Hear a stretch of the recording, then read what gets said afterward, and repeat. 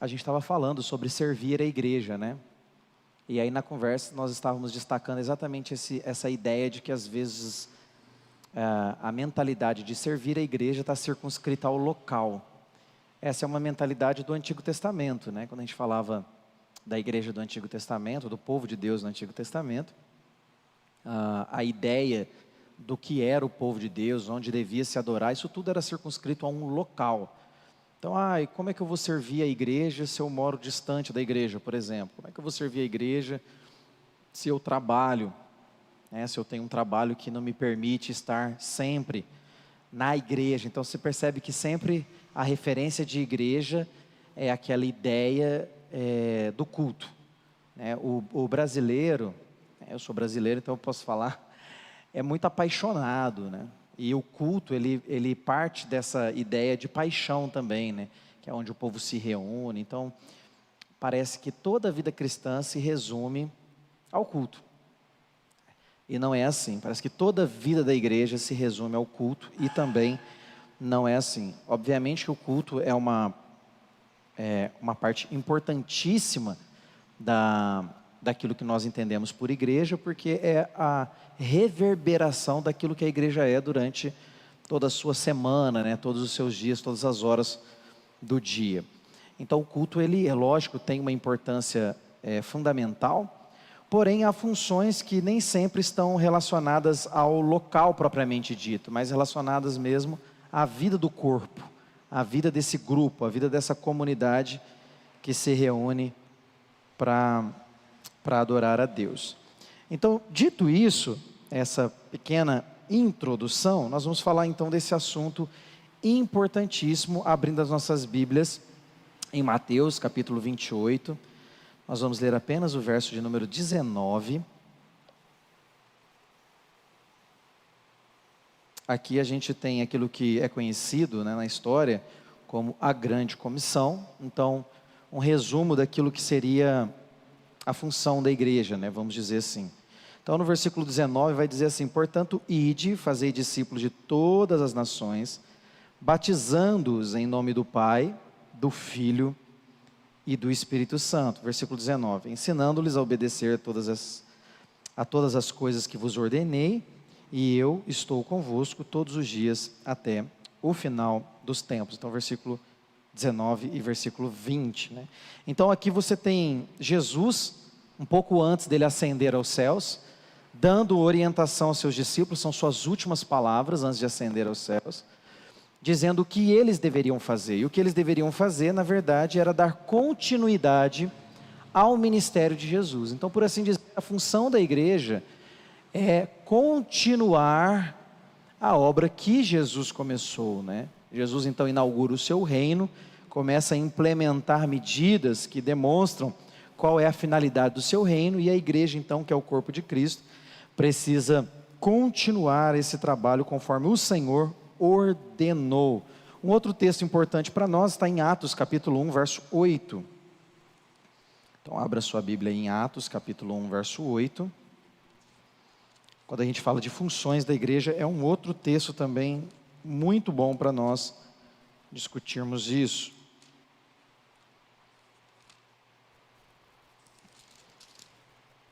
O texto vai dizer, Atos capítulo 1, verso 8, mas recebereis poder quando o Espírito Santo descer sobre vós, e sereis minhas testemunhas, tanto em Jerusalém, como em toda a Judéia, Samaria e até os confins da terra. Então aqui, mais uma vez, Jesus falando, né, na verdade, a ideia que a gente tem aqui, na verdade, que é o mesmo momento, né? Então, foi descrito dentro de perspectivas diferentes. Mas o que Jesus está falando é que além dessas pessoas esses discípulos terem que fazer discípulos, mais discípulos, e pregar o Evangelho a toda criatura, que agora o Senhor meio que, vamos dizer assim, qualifica ou quantifica como é que isso deveria ser feito em Jerusalém, Judéia, Samaria e até os confins da terra. E isso daqui é importante para nós. Por que é importante? Porque se a gente vê de um lado que Jesus recebeu toda a autoridade, do outro lado nós vemos também que ele tem todo o poder e ele delega essas duas coisas à igreja. Então a igreja recebe autoridade e a igreja recebe poder. E o que significa poder, né? A ideia de poder que a gente vê hoje em dia tem muito a ver com sentimento, com sensações. Não é a ideia bíblica aqui em Atos dos Apóstolos, não tem a ver com isso. Embora pode ser que essas coisas aconteçam. Você pode ter uma sensação, sentir algo ou não. Isso não significa que o poder de Deus ali não está presente. O poder de Deus ali, então, significa que você tem autoridade, e não só autoridade, mas é dado a você as condições para realizar a obra que Jesus está ordenando. Então você recebe o poder de fazer, você recebe as ferramentas, você recebe, tá vendo? Não tem nada a ver com aquela sensação individual, é capacitação. Resumindo, é isso, capacitação. Então você recebe poder, você é capacitado para obedecer a ordem. E essa ordem, ela não é só entendida, lógico que precisa ser entendida para ser obedecida, mas ela é vivida. Isso é uma coisa interessante também. Não basta entender a ordem, é necessário viver e obedecer no sentido de realmente obedecer, né? Não só de entendimento, mas de obedecer de fato e vias de fato. Então, essa ideia de igreja, essa ideia, nós vamos falar um pouquinho sobre isso. As funções da igreja, nós dividimos aqui, dentro desse livrinho aqui, que é o livrinho que nós estamos indicando sobre esse tema, né? Cada aula a gente indica um livro aí, que é Introdução à Teologia Sistemática, do Millard Erickson. Então nós dividimos as funções da igreja em 4. Quais são elas? Evangelização, edificação, adoração e preocupação social. Então vamos dar uma olhadinha no primeiro tópico que nós destacamos, que é a evangelização. Opa, acho que saiu do slide, né?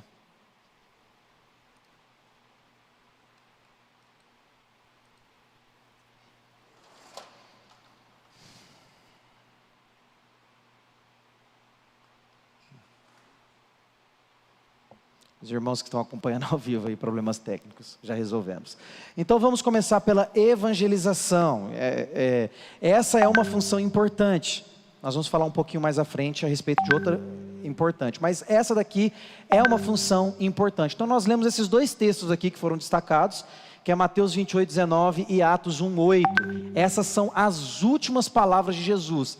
E nessas 2 últimas palavras de Jesus, parece que ele via a evangelização como a própria razão da existência daqueles discípulos.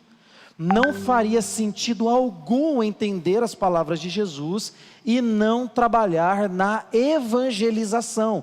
Isso parece que faz parte da natureza da igreja, no sentido de ser algo que deveria ser natural de todo crente, compartilhar a sua fé. Dizer às pessoas aquilo que Deus tem feito em sua vida e aquilo que Deus pode fazer através da vida dela. Lógico que quando a gente fala de evangelização, nós estamos falando do evangelho. A gente vai tratar disso no último momento. Mas a evangelização, então, ela parte desse pressuposto de compartilhar a fé, de compartilhar Jesus, de compartilhar a mensagem, de compartilhar as boas novas e de fazer discípulos de todas as nações. Então, o fazer discípulos é lógico que é o imperativo mais importante ali, né? Não é só você falar Jesus te ama, é você trabalhar o discipulado. Isso é o mais importante, é uma constante. Porém, você não discipula aquele que antes você não evangelizou. Então é necessário que essas pessoas sejam alcançadas pela mensagem e sejam evangelizadas. Então o que a gente percebe é que parece que isso realmente parecia que para Jesus era a razão da existência daqueles discípulos que estavam ali para segui-lo. Então o chamado à evangelização, isso também é interessante, está destacado de uma maneira mais intensa em Mateus capítulo 28, verso 19 e também em João capítulo 14, verso de número 15. A evangelização, o chamado à proclamação do evangelho não é para os pastores. Isso é uma coisa interessante, né? Qual é a função de um pastor? A função de um pastor é equipar e treinar. Para quê? Para que a igreja faça isso, para que a igreja evangelize. Então essa é uma função importantíssima, né? Então vamos abrir lá em João capítulo 14, verso de número 15. João 14, verso de número 15. Juliano, você pode ler para nós? Aí eu só vou pedir para você usar o microfone aqui. João capítulo 14, verso de número 15. Então esse chamado, ele não é um conselho de Jesus. Olha, proclamem o evangelho. Se vocês puderem, fale de Jesus para os seus parentes. Fale de Jesus. Não, é uma ordem de Jesus e precisa ser obedecida. Então amar a Jesus implica em obedecê-lo. Isso está implícito no texto que nós vamos ler agora, por favor. Se vocês me amam, guardarão os meus mandamentos. Olha só, que fantástico isso, né? E o que vai dizer lá em Mateus 28, que nós lemos agora, versículo 19? Portanto, versículo 20, ensinando-lhes a obedecer a todas as coisas que vos ordenei. Então você tem uma ordem implícita, não só essa, mas como muitas outras ordens, muitos outros imperativos em todo o Novo Testamento, nas palavras de Jesus, em toda a Bíblia, né? Você tem vários imperativos. Então obedecer a ordem da proclamação do Evangelho implica em amar a Jesus. Por que muitas pessoas não obedecem a Jesus? Porque não o amam. Essa é a realidade, talvez nem o conheçam.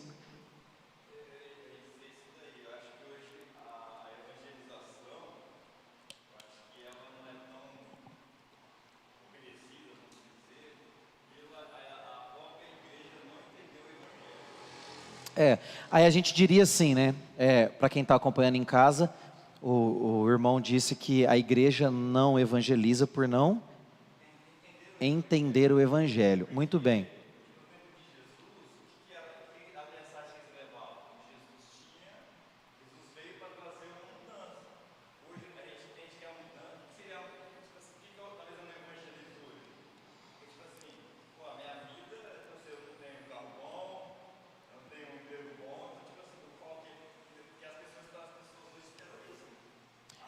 É o espírito desse mundo, né? As pessoas não sabem do que elas precisam ser salvas. Então a ideia, na verdade, hoje, vamos pensar assim, o espírito do mundo hoje é que eu preciso ser salvo das injustiças sociais, né, das diferenças sociais. Então eu preciso ascender socialmente, eu preciso prosperar, eu preciso, né, me tornar uma pessoa mais bem-sucedida. A gente vai ver que preocupação social é função da igreja também, porém a ideia central do evangelho é muito mais do que te livrar da fome de um prato de comida, que é terrível. A gente não está diminuindo isso, né? Livrar da enfermidade, das injustiças sociais, que são coisas terríveis, isso é preocupação da igreja.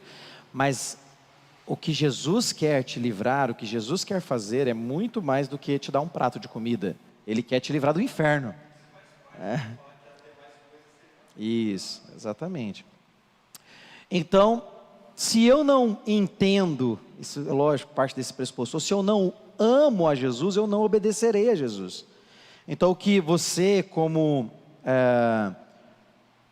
uma pessoa que faz parte do corpo, talvez esteja acompanhando até pela internet, nem seja da IBC, você precisa obedecer a ordem clara de Jesus, da proclamação do Evangelho. Isso não é um pedido, isso não é um conselho, isso é uma ordem do seu Senhor. A ideia é legal, né? A gente recebe a Jesus como Senhor e Salvador, só que a gente dá muita ênfase a Ele como Salvador, pouco como Senhor. Jesus não pode ser só o seu Salvador. Ou Ele é seu Senhor e Salvador, ou Ele não é nada para você. Ele não tem como ser só o seu Salvador. Ele precisa também ser Senhor da sua vida. Aqui em Mateus 28, 18 a gente já falou um pouco sobre isso. A igreja então recebe 3 coisas para poder cumprir a missão da evangelização. Ela recebe autoridade, a gente vê isso claro, toda autoridade me foi dada, né? Jesus diz, né? E aí depois então ele vai delegar essa autoridade à igreja. Segundo lugar, você recebe capacidade, mas recebereis poder. Para quê? Para serem minhas testemunhas. O que significa testemunhas? Significa que eu testemunhei, que eu sou uma testemunha. No caso daqueles discípulos era ainda muito mais forte do que para nós, porque eles eram testemunhas oculares da morte, da ressurreição de Jesus, etc, etc. Mas para nós esse aspecto testemunhal não deixou de ser verdade. Nós experimentamos de Cristo. Jesus, ele tem feito diferença na nossa realidade. A nossa fé, ela não é meramente intelectual, ela também é experimental. Nós temos experiências com Deus, então nós recebemos capacitação para sermos também testemunhas, para proclamarmos aquilo que Cristo fez, aquilo que Ele faz e aquilo que Ele ainda fará. E em terceiro lugar, está também lá em Atos capítulo 1, verso 8, você terá companhia. Isso é importante, você não estará sozinho. Você receberá o outro Consolador, o Paráclito, aquele que está dentro e do lado, aquele que te consola, que te encoraja, que revela todas as palavras do Senhor ao seu coração, trazendo iluminação, descortinando os seus olhos espirituais para você realmente entender a palavra de Deus. Então você recebe 3 coisas para cumprir essa missão: autoridade, poder, que é capacitação, e alguém para caminhar com você. Esse alguém é o Espírito Santo. E por último, há uma amplitude na proclamação do Evangelho, na evangelização. O chamado à evangelização não é para evangelizar somente aqueles que estão próximos. Esse é um entendimento pífio daquilo que Jesus nos chamou para fazer. Algumas pessoas pensam assim: mas eu já falo de Jesus lá no meu trabalho. Não tem a ver só com o seu ambiente mais próximo, tem a ver com isso também, é lógico. Tem pessoas que já pensam diferente: eu só vou evangelizar o dia que eu for para a África. Não, Deus me chamou para ir para a África, não evangelizou o vizinho, mas quer ir para a África. Então são 2 extremos perigosos. Você tem pessoas que não falam de Jesus para as pessoas próximas, quer falar para as distantes. E você tem pessoas que não falam para as distantes, só quer falar para quem tem intimidade, para quem tem compatibilidade, para quem é igual, para pares. Isso também está errado. A ideia é que há uma amplitude na evangelização. Eu falo de Jesus para toda raça, toda língua, toda tribo. Eu falo de Jesus em Jerusalém, na Judéia, Samaria, até os confins da terra. Eu falo para Jesus para os meus vizinhos, para a minha cidade, para o meu bairro, para o meu país e para o mundo. Hoje está mais fácil, Nós estamos aqui na internet proclamando a mensagem para o mundo inteiro, onde pelo menos tem acesso à internet. Então hoje já tem uma amplitude grande, mas não se engane, irmãos, a função da igreja na evangelização é tão importante que ela precisa ser muitas vezes pessoal. É lógico que a pessoa às vezes vai ter um contato com a mensagem pela internet, ou por um livro, ou lendo a Bíblia, isso acontece.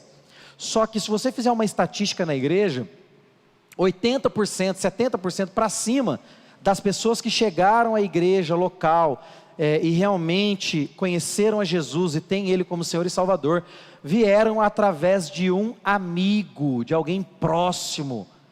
Isso é muito interessante. Por quê? Porque além da mensagem ter a credibilidade por ser palavra de Deus, o mensageiro, aquele que proclama, ele também tem que ter credibilidade, porque senão ele descredibiliza a mensagem. As pessoas não vão acreditar naquela mensagem. Embora a palavra de Deus não volte vazia, isso também é verdade, mas às vezes as pessoas não vão nem nos ouvir. Então quando a gente pensa nessa função da igreja local, isso é importantíssimo. Precisa haver a proclamação do Evangelho, não somente aos próximos, mas aos distantes. Não somente aos distantes, mas também aos próximos, ou seja, há uma amplitude. Então essa é a primeira função, a evangelização. E agora nós vamos ler uma frase do nosso querido Millard Erickson, a frase bem interessante, acompanhe comigo aí. Portanto, para a igreja ser fiel ao seu Senhor e lhe alegrar o coração, olha que interessante, você vai ser fiel e vai alegrar o coração do seu Senhor, deve se esforçar para levar o Evangelho a todas as pessoas. Isso implica ir às pessoas de quem gostamos e às pessoas de quem, por natureza, talvez tenhamos a tendência de não gostar. Isso se estende a pessoas que são diferentes de nós e vai além de nosso círculo imediato de contato e influência. Num sentido bem real, evangelização local, expansão ou fundação de igrejas e missões mundiais são a mesma coisa. A única diferença está no comprimento do raio, ou seja, na amplitude. A igreja precisa atuar em todas essas áreas. Se não o fizer, ficará espiritualmente doente, pois estará tentando funcionar de uma forma que o Senhor Jesus nunca pretendeu que funcionasse. Isso aqui é interessante, né? Seu carro é a combustão etanol, aí você quer andar no diesel, não vai dar certo, né? Não, mas o diesel é melhor, é orgânico, mas seu carro não foi feito para andar no diesel. Então, quando a igreja ela não cumpre a missão, as ordens que o Senhor lhe deu, ela vai ser uma igreja doente, uma igreja enferma, né?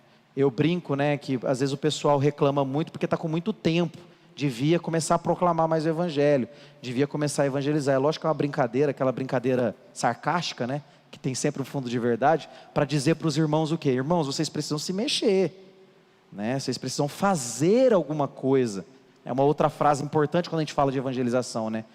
É que na igreja há muitas pessoas que fazem críticas construtivas, mas pouco constroem. Então, a crítica é importante, mas ela não pode ser um fim em si mesmo. Como você faz parte da igreja, você precisa cooperar para que essa crítica deixe de ser uma crítica e aquele lado positivo da crítica se torne uma realidade. Então, isso é muito importante. A evangelização é um chamado a todos. E é interessante que a palavra do apóstolo Paulo, né, ele vai dizer que nós devemos servir a Deus na medida da fé que Ele já nos concedeu. Então talvez a pessoa fale assim, mas eu vou evangelizar, vão fazer perguntas difíceis para mim que eu não vou saber responder. Não tem problema, você não é Deus, você não precisa saber todas as coisas. Você não vai receber o conhecimento todo de uma vez, né, por osmose, né? Você vai ter que aprender, é uma caminhada. No entanto, você já pode servir ao Senhor na medida da fé que Ele te deu. Então, fale dos assuntos que você entende. E é claro que tem aquelas pessoas que vão fazer pegadinhas, né? Vão tentar te falar e talvez você não consiga. Não precisa se envergonhar. Ore pela pessoa, né? Diga a ela, olha, não sei responder a tua pergunta, mas eu sei orar. E se você permitir, eu vou orar por você. E se você me der o seu telefone, hoje está tão fácil, né? Eu envio uma resposta para você mais tarde. Vou consultar os meus irmãos, vou consultar o meu pastor, e eu tenho certeza que eu vou conseguir te dar essa resposta, talvez não agora, mas eu vou te dar. Mas posso orar por você? E eu tenho certeza que isso vai fazer parte da missão e da ordem que Deus tem te dado. Isso é muito importante. Agora vamos para o segundo tópico, edificação. Essa é a segunda grande função da igreja. Embora Jesus tenha falado muito mais da evangelização, a edificação dos crentes é logicamente anterior. Então isso daqui é interessante. Como eu estou falando para você servir na medida da fé que o Senhor lhe deu, é importantíssimo que você esteja em uma igreja local, que sua preocupação é a edificação. A igreja tem preocupação em te treinar, em te capacitar, em te dar ferramentas, em te munir de conhecimento para que você proclame o evangelho. Se você está numa igreja que não tem essa preocupação, confronte o seu líder, confronte os seus pastores. Diga a eles, olha, isso não está certo, eu não estou sendo alimentado, eu não estou aprendendo, eu não sei como falar de Jesus, eu não sei como fazer essas coisas. E isso vai, pelo menos essa é a ideia, né? O pastor, se ele não estiver fazendo isso, ele vai... Poxa, tenho falhado como treinador, né? A gente precisa ter aquela ideia, né? O pastorado tem muito daquela questão de paternidade, né, espiritual. E o que um pai faz com o filho? Instrui, disciplina, educa, mostra o caminho, aponta a direção, né? Então muitas vezes as pessoas não recebem, foi o ponto que você disse, né? As pessoas nem sabem o que é o evangelho. E isso é interessante, a gente vai ter um exercício daqui a pouco. Eu não sei se as pessoas conseguem enviar perguntas, mas se conseguir, se puder colocar o WhatsApp aí, alguma coisa assim, não sei se dá. A gente vai fazer umas perguntas aí, eu espero que vocês possam responder um pouquinho sobre isso. Então agora vamos falar dessa questão, né? Então isso vem antes, porém é um antes meio diferente, porque como é que você vai edificar se você não tem o povo para ser edificado? Então precisa haver evangelização.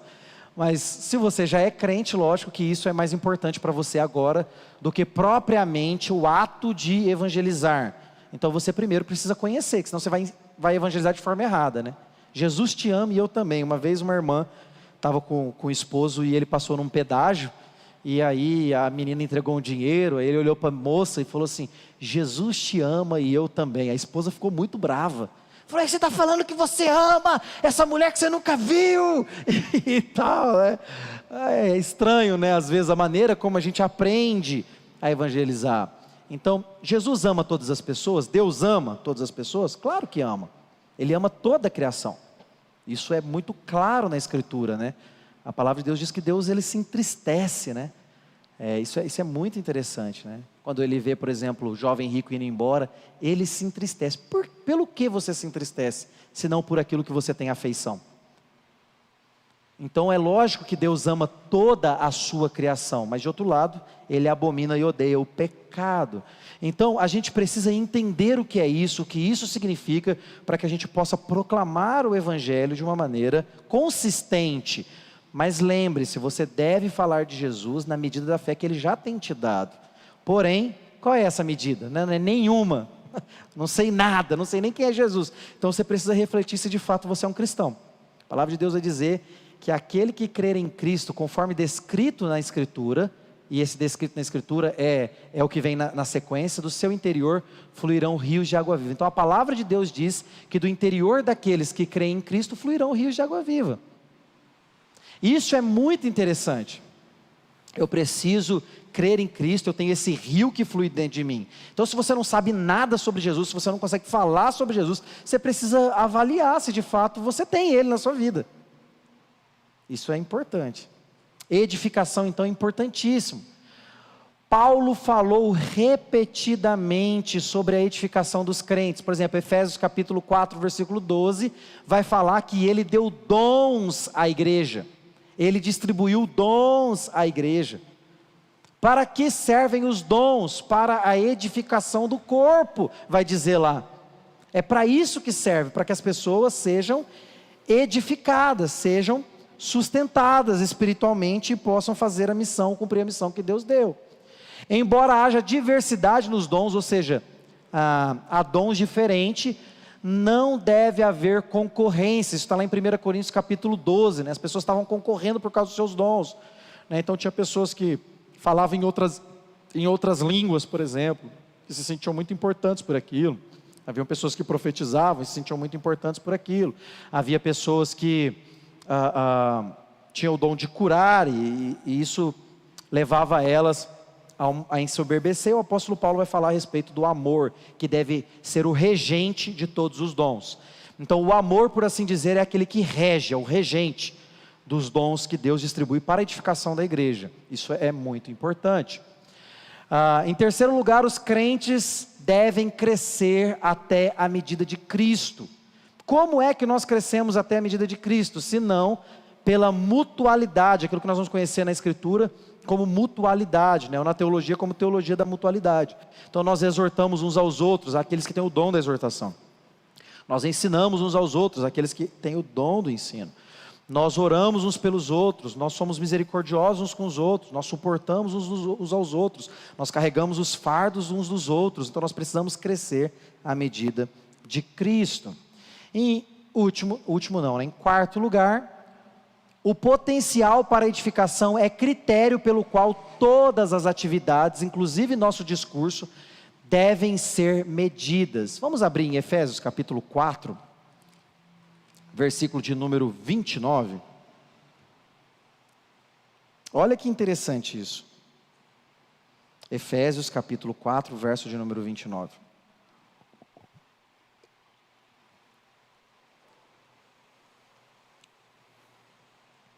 Não saia da vossa boca nenhuma palavra que cause destruição, mas só a que seja boa para a necessária edificação, a fim de que transmita graça aos que ouvem. E não entristeçais o Espírito Santo de Deus, com o qual fostes selados para o dia da redenção. Preste atenção nisso. O que é que eu devo fazer? Como é que eu devo usar os meus dons para edificação? Qual é o critério para o meu discurso, para a minha pregação, para a minha fala, para aquilo que eu digo, e como eu uso os meus dons?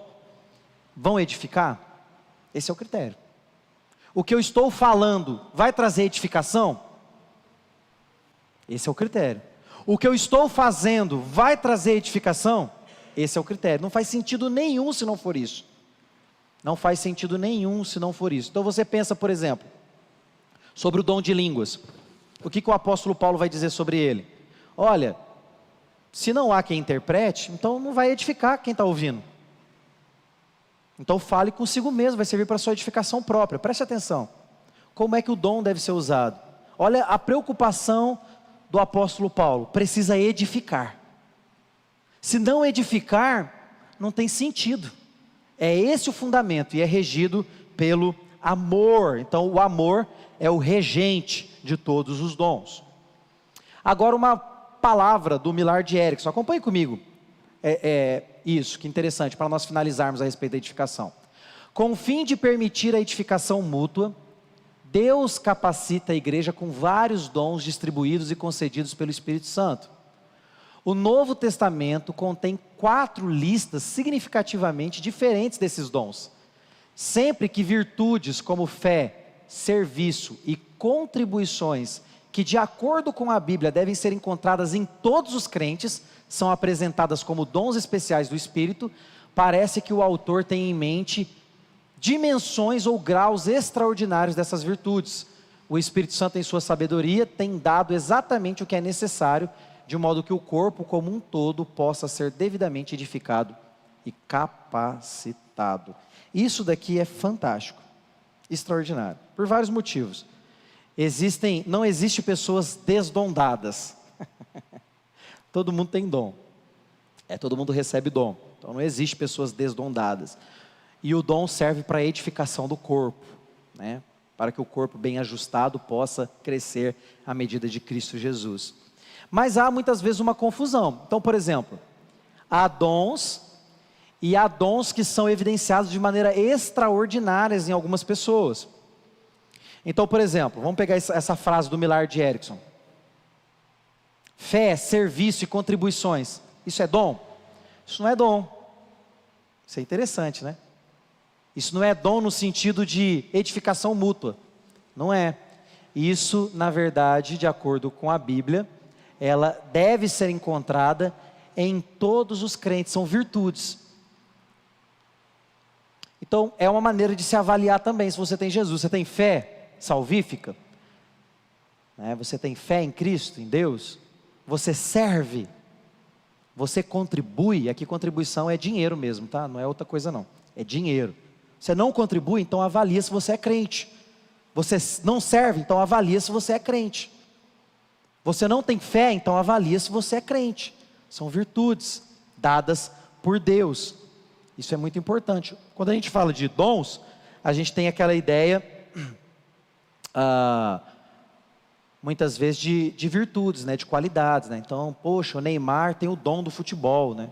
Isso é uma qualidade, é uma virtude que ele tem, uma habilidade que ele tem, né? É diferente. Então, o dom, ele serve para a edificação, para a construção de uma igreja. Algumas pessoas têm uma fé extraordinária. Outros servem de uma maneira que nem todos vão conseguir servir. E outros contribuem de uma maneira muito generosa. Porém, essas virtudes têm que fazer parte da vida de todo o crente. E isso tudo, os dons e as virtudes, são usadas também para o crescimento e edificação do crente de maneira pessoal e de todo o corpo. Alguma questão nesses dois pontos que nós falamos até agora, evangelização e edificação? Não? Se o pessoal que estiver acompanhando pela internet quiser perguntar, dá, né, Guilherme? Pode perguntar aí, que nós vamos ler aí as perguntas e os comentários. Nós vamos então agora para o terceiro, que é adoração. Olha o que diz aí. Enquanto a evangelização centra-se no ímpio, a edificação no crente, e tudo isso, lógico, para a glória de Deus, a adoração centra-se em Deus. Então, quando a gente fala das funções da igreja, a gente tem uma responsabilidade com o mundo, com os ímpios, a gente tem uma responsabilidade com os pares, os que já são crentes, e nós temos uma responsabilidade também de adoração, nós temos uma responsabilidade com Deus. A igreja primitiva se reunia regularmente para adorar em comunhão. Por exemplo, aqui esse texto, 1 Coríntios capítulo 16, verso 2, o apóstolo Paulo fala assim, olha, quando vocês se reunirem, no primeiro dia da semana, eles se reuniam todo domingo, eu vou lá e vou já recolham a oferta para quando eu for, o dinheiro já está recolhido, para eu poder levar o dinheiro para os apóstolos distribuírem em Jerusalém. Então aquela ideia já era uma ideia que estava impregnada no coração da igreja. Ele não precisa nem explicar, né? Olha, vocês não se reúnem às vezes nos domingos, então quando vocês se reunirem, eu acho até que vocês deviam se reunir mais e tal. Essa prática de deixar de cultuar é um pouco mais tardia. A gente vai ver um pouco mais sobre isso daqui a pouco. Mas a igreja se reunia regularmente. Isso era um aspecto. Para quê? Para adorar a Deus, para contribuir financeiramente, para servir uns aos outros. E daqui a pouco a gente vai ver que eles faziam algo depois da adoração também. Então a Bíblia exorta os crentes a se reunir regularmente para adoração em comunidade. Hebreus capítulo 10, versículo 25. Não deixem de congregar, como é costume de muitos ou de alguns. Não deixem de fazer isso, congreguem, estejam juntos. Porque senão vocês não vão conseguir se edificar. Não há edificação no sentido de ferro com ferro se afia, assistindo pela internet. Lógico que agora, nesse momento, é um pouco diferente por causa da pandemia. Mas essa não é a ideia. Agora transmite a IBD, então eu vou assistir para sempre a IBD daqui de casa, que coisa maravilhosa. Nem tirei o pijama, de cueca mesmo, comendo a pipoca, e do lado do celular vendo o Instagram, e do outro lado a Fórmula 1, e toco o terror, toco o pau. Isso não é edificação, irmãos. Isso não tem a ver com a realidade que a Bíblia expressa. Então não deixe de congregar. Para quê? Para que haja edificação, para que haja adoração. Olha essa frase do Millard Erickson: embora a adoração coloque Deus em evidência, também deve beneficiar os adoradores. Essa frase é fantástica, porque hoje há um combate muito grande aos extremos. Então, por exemplo, vamos pensar no movimento reformado, né? Combate muito grande, a busca pelas bênçãos nas igrejas, né? Porque se fala só sobre isso. Mas é errado o crente vir à igreja esperando receber uma bênção de Deus? Claro que não. Se ele não esperar receber isso de Deus, ele está pecando contra Deus, Deus vai se entristecer com ele. Isso é coisa fantástica, né? Interessante. Quem fala muito bem sobre isso é o John Piper, né? É o deleita-te no Senhor. Como é que você vai adorar de verdade, de fato, se você não espera nada daquela pessoa? Se você fala para sua esposa que você a ama só de maneira intelectual, você não espera nada dela, né? Não, eu te amo e está tudo certo. É um processo químico dentro da minha mente. Te amo. Você falar isso para ela, ela vai te largar. Falar, mas esse cara está louco? Né? Não, ela quer que você a deseje.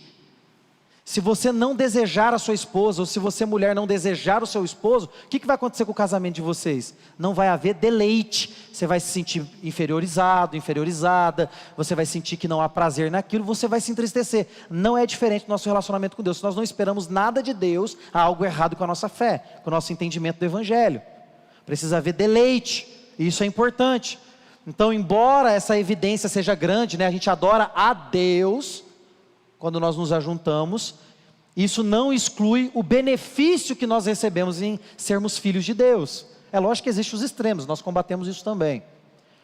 Isso inferimos da advertência de Paulo contra orações, músicas e ações de graça que não chegam a edificar, porque não há ninguém presente para interpretar seu significado aos que não compreendem. Mais uma vez aqui o dom de línguas, né? Então, não havia quem interpretasse, então logo não haveria quem recebesse. Percebe a preocupação do apóstolo Paulo no culto? A preocupação do apóstolo Paulo não é assim, vocês estão profetizando, estão falando em outras línguas, e vocês não estão adorando a Deus fazendo isso, entregando essas bênçãos para os irmãos. Não é essa a preocupação dele. A preocupação dele é o contrário, na verdade. Eles não estão entendendo, então eles não estão recebendo. Se eles não estão recebendo, não faz sentido. Então não faça. Então a preocupação dele é nesse sentido de receber de fato, né? Essa frase aí, importantíssima, destacada pelo Millard Erickson também. Ali a fotinha dele, né? Vamos de novo para mais uma frase importante do Millard Erickson. Acompanhe comigo aí essa frase, olha. É importante neste ponto observarmos o lugar especial de cada uma das várias funções da igreja. Nos tempos bíblicos, a igreja reunia-se para adoração e instrução. Depois, olha só que interessante, ela saía para evangelizar. Não, depois eu vou para o futebol, depois eu vou para a churrascaria, depois eu vou para a minha cama. Domingo, nossa, estou tão cansado, tem que tomar vergonha na cara, né? Isso não é perfil de igreja. A gente faz tudo para nós. Quando é para Deus, a gente não faz. Quem é o nosso Deus? É nós, né? É as nossas necessidades, não é o Deus revelado na Escritura, o Pai, o Filho e o Espírito Santo. Na adoração, os membros da igreja concentravam-se em Deus, na instrução e na comunhão, concentravam-se em si mesmos e nos companheiros cristãos. Na evangelização, voltavam a atenção para os não cristãos. É bom para que a igreja mantenha alguma separação. Aqui ele está falando desse ponto aqui, né? É importante observar as funções da igreja. Então é bom para que a igreja mantenha alguma separação entre essas atividades, entre essas funções. Em consequência disso, a igreja pode sofrer, já que todas essas atividades, como vários elementos numa dieta bem balanceada, são essenciais para a saúde espiritual e o bem-estar do corpo. Os crentes se reuniam, está errado ali, né? Se reuniam para louvar a Deus e serem edificados. Depois saíam para alcançar os perdidos no mundo lá fora. Então a ideia de igreja, né, quando nós falamos de igreja, o que significa a palavra eclesia ou eclésia? Chamados para fora, uma assembleia de pecadores escolhidos e separados por Deus para irem para fora. Então isso é muito importante na adoração. Por último, mas não menos importante, nós estamos caminhando para o final, preocupação social. Isso é fundamental. Importantíssimo, é uma função importante da igreja. Como que nós sabemos disso? Práticas de amor e compaixão, tanto para crentes quanto para descrentes, sempre foram, né, uma preocupação da igreja. Isso sempre foi preocupação da igreja. Jesus, por exemplo, curou várias pessoas independente de suas crenças. Ele não chegava e falava assim: você é convertido ao batismo de João? Então eu te curo. Não era desse jeito. Independente da crença daquela pessoa, ele estendia a mão, ele curava aquelas pessoas, né? Se a igreja tem a preocupação de dar continuidade ao ministério de Jesus, também deve ser um canal de cura para a sociedade, para a cidade, para o bairro. Essa é uma ideia interessante, né? Por causa da maneira como nós fomos ensinados no passado, hoje a igreja odeia a cidade. A igreja tem ódio da cidade, ela tem ódio do mundo, né? Esse mundo, estão me perseguindo. Existe um ódio, né, implícito, né? Você é chamado para ser um canal de redenção, né? Você já começar como embaixador de Cristo, a ser esse canal de redenção, levar a redenção à criação. Isso é muito importante. Nós temos a parábola do bom samaritano, lembra? Da parábola do bom samaritano, passa lá o professor de EBD, vê o cara caído na sarjeta, nossa, eu estou atrasado para EBD, e deixa o cara caído na sarjeta. Aí passa o samaritano, que era alguém desprezado, né? Passa alguém lá que eu olhava e falava: esse cara aí não é crente não, esse cara aí não é da minha linha teológica. Desprezava o cara. É o cara que parou lá, que ajoelhou, que pegou o cara, que colocou ele lá no ambulatório e disse: todas as despesas dele eu vou pagar quando eu voltar e tal. Então Jesus está dizendo o que significa viver de fato o Evangelho de Cristo Jesus. Na mesma linha, Jesus insinua em Mateus capítulo 25, do verso 31 ao 46, que o sinal pelo qual os verdadeiros crentes podem ser distinguidos dos que fazem confissões vazias são os atos de amor feitos em nome de Jesus, segundo o seu exemplo. Então você tem práticas de amor e compaixão, isso é função essencial da igreja. Se você não tem, não adianta bater no peito e dizer: eu sou igreja. Já está errado, não é afirmação. Começa por aí. Mas aí não há prática de amor e compaixão, está errado também. E em Tiago capítulo 1, verso 27, esse é um texto legal, Diego, você pode abrir para nós aí? Tiago capítulo 1, verso 27, aí você pode fazer a leitura aqui. Isso, por favor. Esse texto ele é importante para nós, porque Tiago vai falar o que é a verdadeira religião. Né? E a gente sabe o que é a verdadeira religião é Jesus, né? Ele que nos liga de novo a Deus, né? Ele é o religare. Então preste atenção, nós de fato cremos em Jesus quando nós vivemos isso. Pode ler por gentileza, Diego. Pode pegar aí o microfone, pode pegar. A religião pura e sem mácula para com o nosso Deus e Pai é essa: visitar os órfãos e as viúvas nas suas tribulações e, a si mesmo, guardar-se incontaminado do mundo. Obrigado.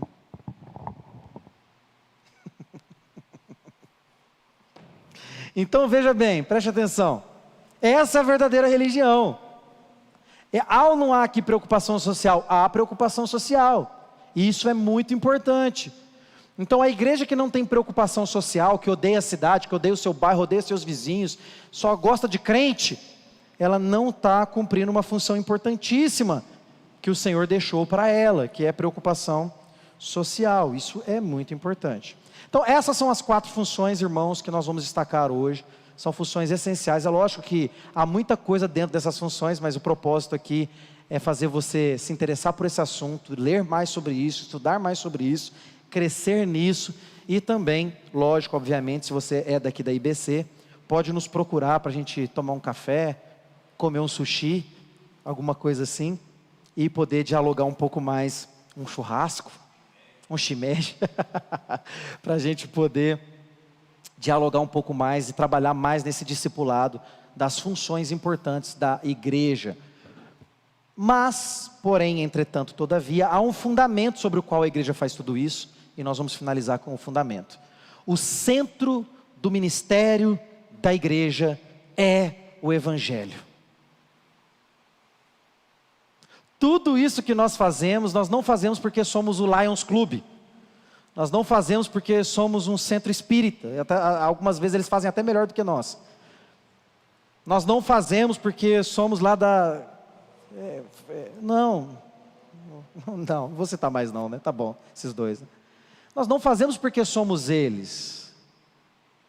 Nós fazemos porque fomos consumidos pelo Evangelho de Cristo. Isso não é pesado para nós. Nós fazemos porque nós temos o amor de Deus em nós. Então o Evangelho é o fundamento. Se não houver Evangelho, virou comunismo, partido de esquerda, ou sei lá o que hoje a gente vê aí. A igreja não é essas coisas, não pode ser confundida com essas coisas. A igreja faz isso porque isso faz parte da sua natureza. Faz parte daquilo que Deus operou em nós, nos transformando, nos mudando completamente.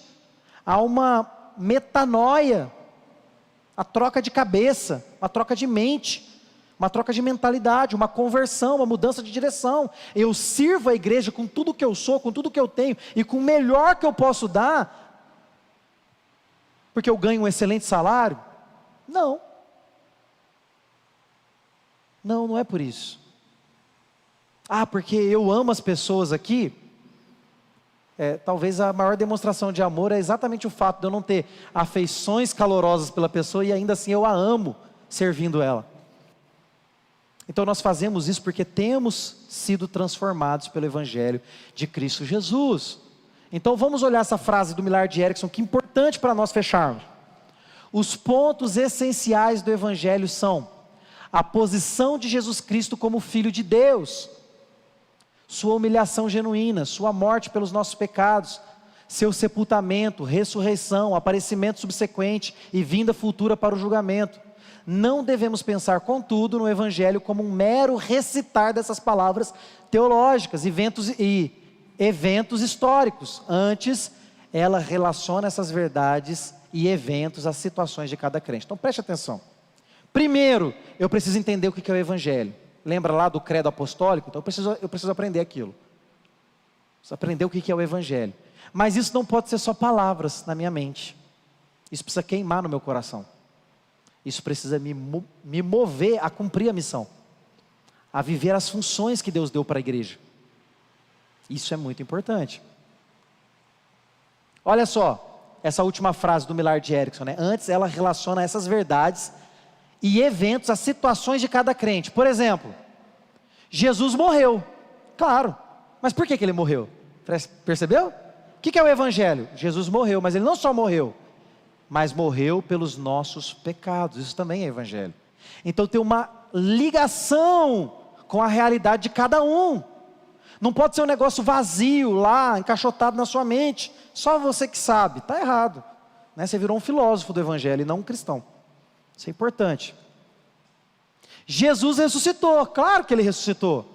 O que nos garante ressurreição também, tá vendo? Tem a ver com a nossa realidade. Isso é o evangelho, isso é a proclamação. Jesus morreu pelos nossos pecados. Jesus ressuscitou, o que nos garante também uma ressurreição. Toda autoridade e poder foi dada a Jesus.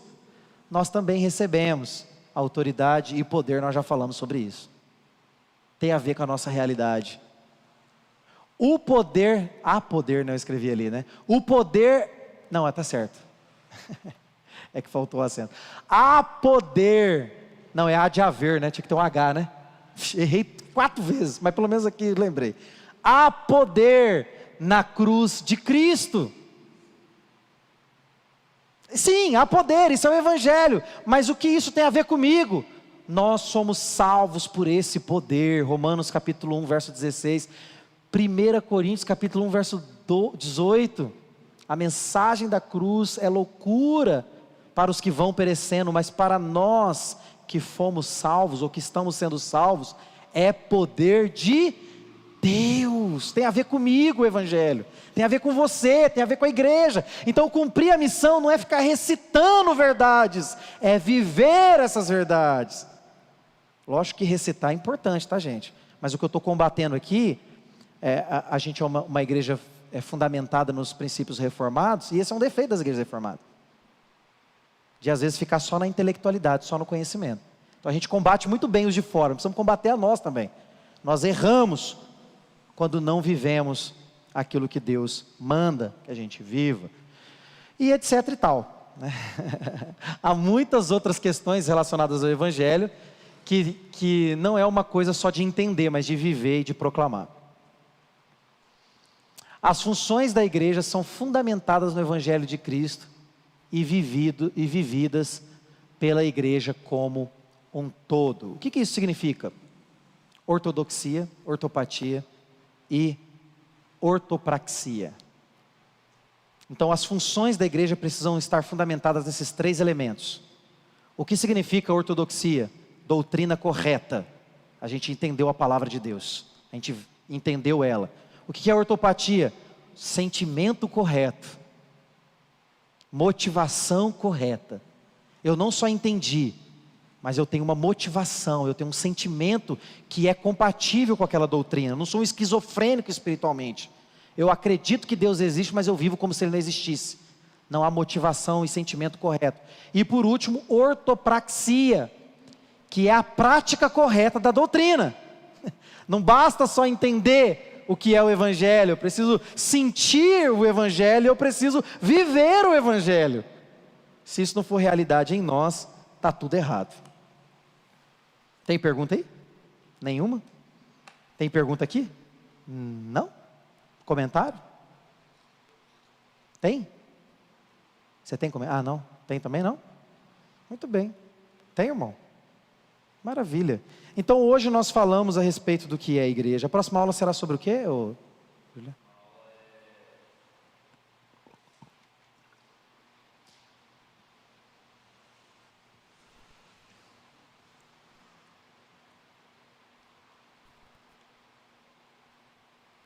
Achou? Domingo que vem, pode enquanto você acha aí. Domingo que vem, às 9 da manhã, nós começamos o nosso café da manhã aqui na igreja.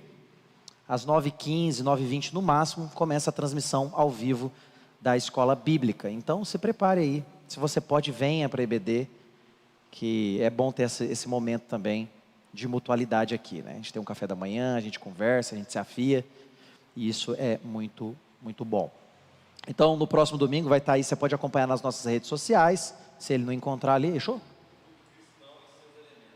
O culto cristão e seus elementos. É formidável, né? Importantíssimo. Se você quiser já ter uma prévia, você já pode estar lá, né? Já está no YouTube, né? A gente já falou sobre culto, né? Ou ainda não foi? Culto foi. Está lá no YouTube da igreja, está lá no Spotify, Deezer, plataformas de podcast, 1 milhão de plataformas de podcast, vai para tudo. Você pode seguir a gente também nas redes sociais, já vai ter uma prévia ali do que vai ser a aula da semana que vem, e com certeza isso vai ser muito bom para seu crescimento, para sua edificação.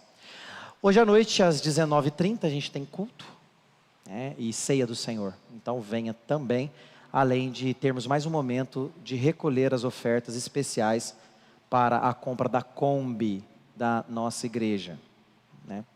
Isso é muito importante. A gente, por enquanto, recolheu 5% do valor da Kombi. Então, ainda tem muito chão para percorrer. Eu espero que os irmãos sejam generosos com a obra de Deus. Vamos orar? Guilherme, nos dirige em oração, por favor. Pode?